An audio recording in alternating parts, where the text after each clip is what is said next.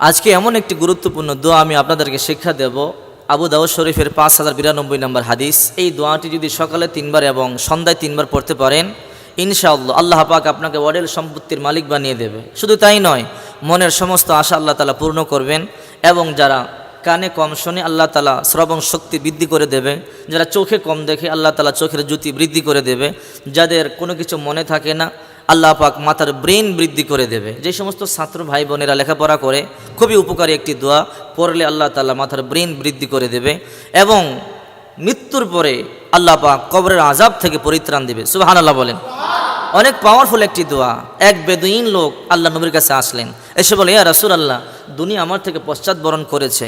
ইয়া রাসূল, দুনিয়া আমার থেকে বিমুখ হয়েছে, আমি দুর্বল হয়ে পড়েছি, অসহায়।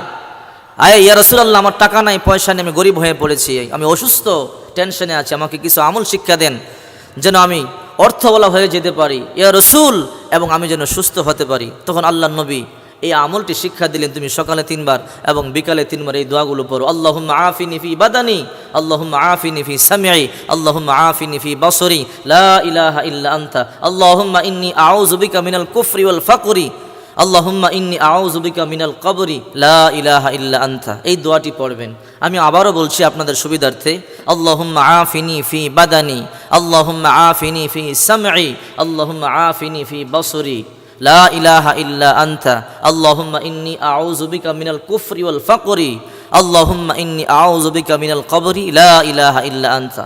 এই আমল শিক্ষা দিলেন। 1 সপ্তাহ পরে ওই বেদুইন আল্লাহ নবীর কাছে আসলেন, এসে বলেন, ইয়া রাসূলুল্লাহ, আমার অসুস্থতা এখন নিয়ে আমি সুস্থ হয়ে পড়েছি এবং আমি এত সম্পত্তির মালিক হয়েছি, অঢেল সম্পত্তি, এখন আমি রাখবার জায়গা পাচ্ছি না। সুবহানাল্লাহ বলেন। এই জন্য এই দোয়া আপনি পড়বেন। এই দোয়া যদি পড়েন, ইনশাআল্লাহ আল্লাহ পাক অঢেল সম্পত্তির মালিক আপনাকে বানিয়ে দেবে, যা রাখবার জায়গা পাবে না, যা হাদিস থেকে প্রমাণিত। এই জন্য এই আমলগুলো আপনি বেশি বেশি করার চেষ্টা করবেন। যারা অসুস্থ, এই আমল করবেন। যাদের মাথার ব্রেন কম, চোখে কম দেখেন এবং যারা কানে কম শোনেন, বিভিন্ন রোগে আক্রান্ত, এই দোয়া পড়বেন।